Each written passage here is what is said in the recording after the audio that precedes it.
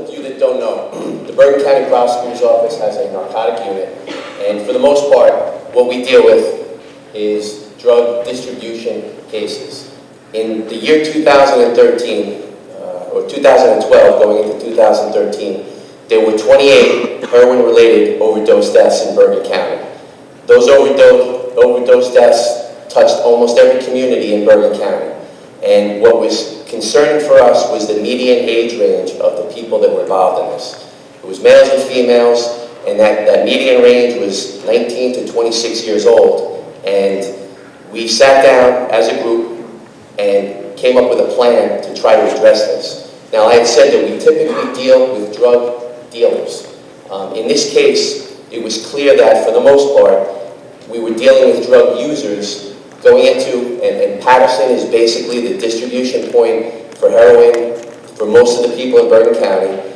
We were going into Patterson and we were making observations of drug users. They were making their buys out of certain communities, coming back into Bergen County, and we saw an alarming number of people from Bergen County going into Patterson. Now, before we even had the opportunity to make any arrests, we sat down, went through the data, and formed a plan with Passaic County and Bergen County, because for the most part, people that were going into Patterson were coming from Sussex County, Morris County, from the communities of Passaic County, and from just about everywhere in Bergen County. We sat up shop for 3 months in Passaic, watching the day-to-day activities during daylight hours in the cold weather, and we came up with over 100 arrests for drug users strictly related to heroin. Now, 40 to 45 of those were Bergen County residents. Another 50 to 55 were between Passaic, Sussex County, and Morris County. Now again, like any police investigation, you take the body in, you process it, and then you release it. What we thought was very unique and what we did is we added pretty much a social aspect to this. You know, we're not doctors, but we save lives. We're not psychiatrists or counselors, but we definitely counsel people in our job. And for the most part, the representation from our office was, parents that were cops. And in the faces that we saw that we arrested represented just about our children living in the communities. We came across the people that we recognized names, we knew the schools that they went to. So in seeing this, we added a different angle to this. Once we were done with all the police work and the camera was off, we sat down and we asked these drug users, pretty much adults at this time, to educate us. They gave us varying stories from a 19-year-old girl who was abused as a child that used alcohol and other drugs, ran out of money, and eventually came to heroin. You had the complete opposite of that. You had people that had everything and wanted for nothing, and in the social settings that they were in, it was available to them. There was no need for it. It wasn't a medical necessity, but it was available to them, and they used it. And they liked it, and they became addicted to it.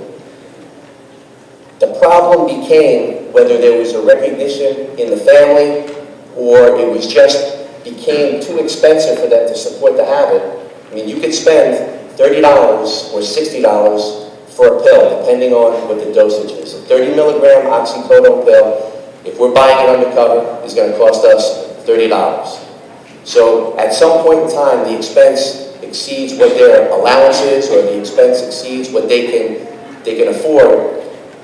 Most of them will go to taking items from the home. They'll steal jewelry, anything that they can get quick cash for, to continue to support that habit. But what happens when they run out of money is a 30 milligram pill of oxy that's going to cost them $30 and they can't afford, they can go and get a bag of heroin in Patterson for $3 to $4 a bag. And that availability is what is going to drive up that issue with the transitions from the pills to the heroin. Technically, and Doc, tell me if I'm wrong, chemically there's almost no difference between an opiate that you buy as far as prescription medication and a bag of heroin. Their chemical components are almost identical, other than one's produced in a pharmacy and one's produced in a clandestine lab. But But in the conversations that we had with these addicts, they told us all these different stories, and by the time they were done, and we made a decision, now they're 18, they're 19, 20, 22 years old, there's no need to get the parents involved.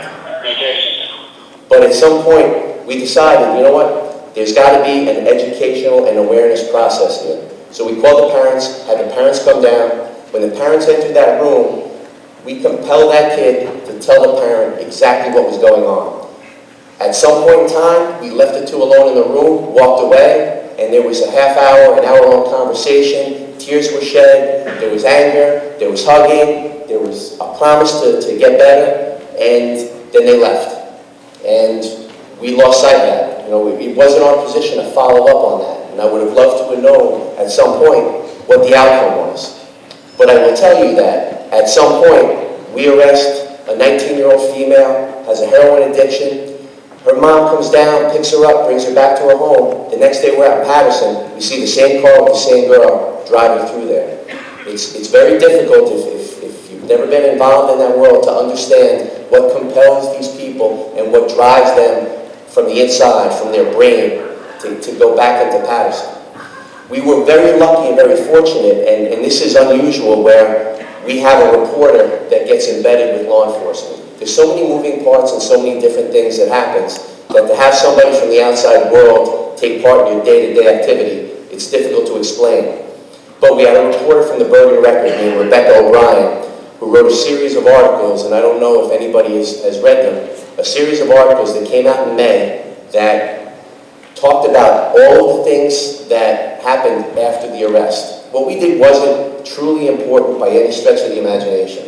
It happens every day in every town, but she took a look at the working components of addiction. She talked to the people outside of our presence. They explained to her in great detail what fuels their addiction, how it started, how it gets them through the day, what they anticipate, what they feel when they get sick.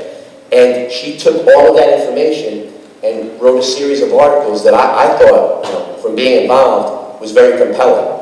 And I thought that the most important part of that, and before this even happened, we were thinking about ideas of what we wanted to get out.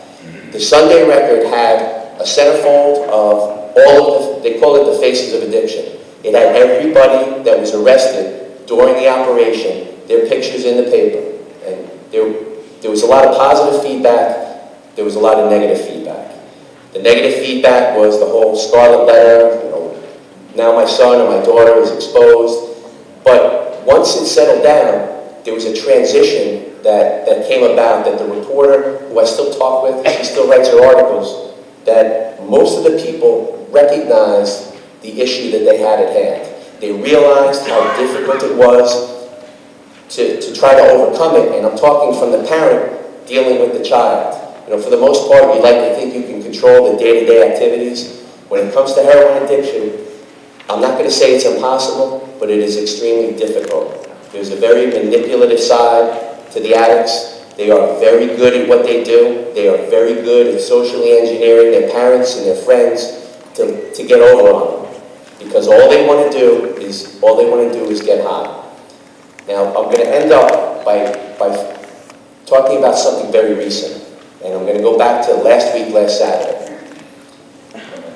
I'm not going to say the town, any names, but I'll give you a story about a heroin addict whose family was well aware of it because they got involved with their child.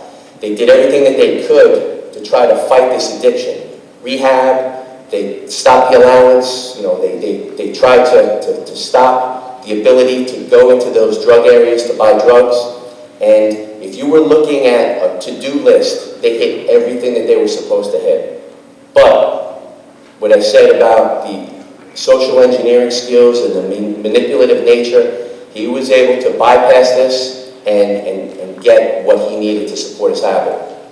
Well, last Saturday, he gets high, and for some reason, he's in his bed out, and his dad wakes up and goes to check on him, and he is blue. He is on his way out.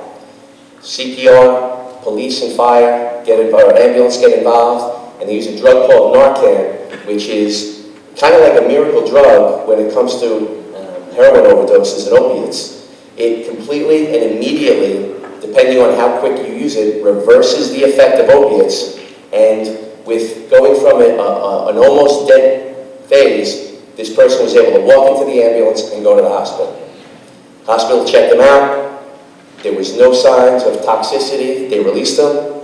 And 5 hours later, after being released, his brother finds him in his room and he's dead.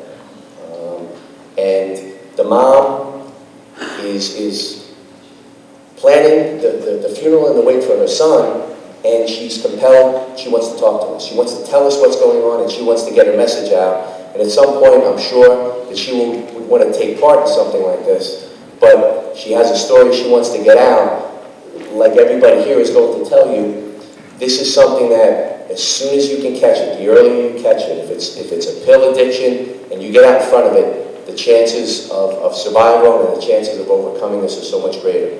And this is, from my perspective, when we go out and do what we do, and we lock up or arrest a couple of 17, 18, and 19-year-old kids, the first thing I do when I get home is I hug my kids. I am so happy that in my eyes, for what I know and what I see, that this is not a world that they're involved in, because from my perspective, I wouldn't know how to approach it. With all the knowledge that I have and what I see, I don't know how as a parent I would approach it. I would have to step outside of what I do and take a look at it and put on a whole new suit and shoes and try to deal with it. And it would scare the hell out of me.